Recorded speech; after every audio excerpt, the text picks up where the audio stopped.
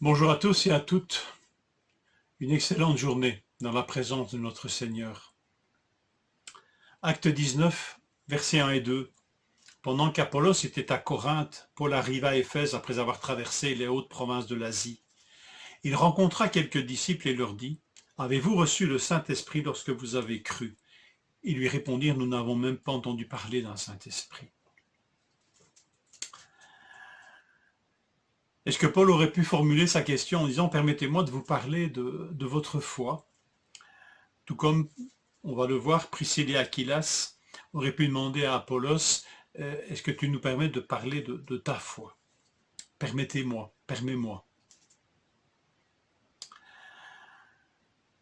Les disciples ici, auxquels s'adresse Paul, sont manifestement des disciples de Jean-Baptiste. À la question du verset 3, « Quel baptême avez-vous donc reçu ?» Ils répondirent : « Le baptême de Jean. » Leur situation donc rappelle celle d'Apollos au chapitre précédent, au chapitre 18, verset 25. Il ne connaissait lui que le baptême de Jean aussi. Alors, pourquoi Paul discerna-t-il, ou pourquoi est-ce qu'il discerna qu'il manquait quelque chose chez ses disciples? Pourquoi est-ce que Priscille et Aquilas discernèrent qu'il manquait quelque chose à la foi d'Apollos et s'en inquiétèrent, jusqu'à lui en parler? Il est dit ceci : Aquilas et Priscille, l'ayant entendu, donc Apollos, le prirent avec eux et lui exposèrent plus exactement la voie de Dieu. Alors que le verset 25 nous dit que cet Apollos enseignait avec exactitude ce qui concernait Jésus, bien qu'il ne connût que le baptême de Jean. Comment est-ce possible d'enseigner correctement ce qui concerne Jésus-Christ et qu'il manque encore quelque chose? Et pourtant c'était le cas. Pour qui se prennent-ils, pourrait-on dire, aujourd'hui? C'est très difficile de parler de la foi d'un croyant. Avec un incroyant, c'est pas facile, mais avec un croyant, c'est pas toujours facile non plus. Peut-être que, pareil pour moi, de me laisser interpeller en tant que croyant sur le contenu de ma foi. Forcément, on croit toujours que nous, notre foi, elle est correcte et qu'on n'a rien à apprendre. Eh bien, ici, on peut quand même être admiratif de ces 12 disciples d'Éphèse et d'Apollos. Parce qu'après tout, ils se laissent interpeller par cette question. Ils ne se rebellent pas contre cette question, ils ne s'en offusquent pas. Et ils sont ouverts. Je ne pense pas que Paul et que Priscille et Aquilas soient des orgueilleux. Ils sont des serviteurs. Ils sont des amoureux de Jésus-Christ et de la foi en Christ et de cet incroyable don que constitue ce don de l'Esprit Saint. Alors bien sûr, s'ils constatent ces manques, ils en parlent tout naturellement. Et apparemment d'une telle manière que cela n'offusque pas, ici, ni Apollos, ni les disciples d'Éphèse. C'est quand même beau chez Apollos, hein. Prenons-en de la graine, il a des qualités intellectuelles, spirituelles, il est fervent d'esprit, dit le texte, et pourtant il se laisse enseigner par ce modeste couple de laïcs que sont Priscille et Aquilas, fabricants de tentes de leur état. Et cet homme se laisse interpeller. Je crois qu'il vient d'Alexandrie. Donc il a du prestige, ce gars. Il a de la prestance et il se laisse enseigner. Quel bel exemple. Les disciples auxquels Paul s'adresse, eux aussi, ont une honnêteté extraordinaire. Est-ce que vous avez reçu le Saint-Esprit quand vous avez cru ?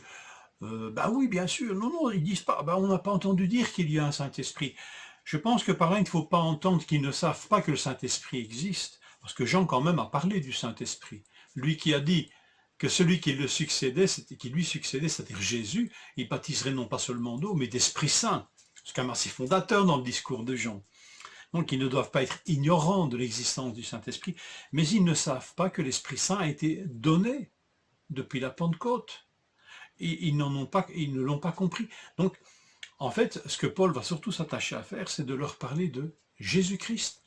Jésus-Christ, le Messie, le Sauveur, mais celui qui, par sa mort et sa résurrection, a reçu du Père le Saint-Esprit et le répand, le donne. Voilà manifestement une dimension qu'ils n'ont pas encore comprise. Alors, je me demande si encore aujourd'hui, nous ne sommes pas un peu comme ses disciples, que ce soit Apollos ou que ce soit ses 12 disciples, ayant une foi correcte par rapport à Jésus, peut-être par rapport à Dieu, mais ignorant tout de l'œuvre du Saint-Esprit. Pourtant, il est quand même bien de rappeler que nous croyons au Dieu qui est Père, Fils et Esprit Saint, et que le salut consiste en une rencontre avec le Dieu trinitaire, Père, Fils et Saint-Esprit. Quand il y a foi en Jésus-Christ le Seigneur, mort et ressuscité et remonté auprès du Père, il y a retour vers le Père, et il y a don de la présence de l'Esprit Saint. Et cette présence de l'Esprit Saint, c'est une des offres de l'Évangile. Ne soyez donc pas oublieux de cette offre de l'Évangile qui est centrale. Alors voilà, est-ce que je pourrais dire inquiétons-nous avec humilité si nous sommes nous centrés et notre foi est entière en ce Dieu trinitaire, Père, Fils et Saint-Esprit, et que d'une manière ou d'une autre nous ne l'avons pas amputé de la personne du Saint-Esprit. N'est-ce pas au nom du Père, du Fils et du Saint-Esprit que nous avons été baptisés en signe de foi et d'appartenance? Que nous puissions mesurer la grâce infinie du pardon de nos fautes, mais aussi du don de l'Esprit par la foi en Jésus et la réconciliation avec notre Père. Une bonne journée, mes frères et sœurs.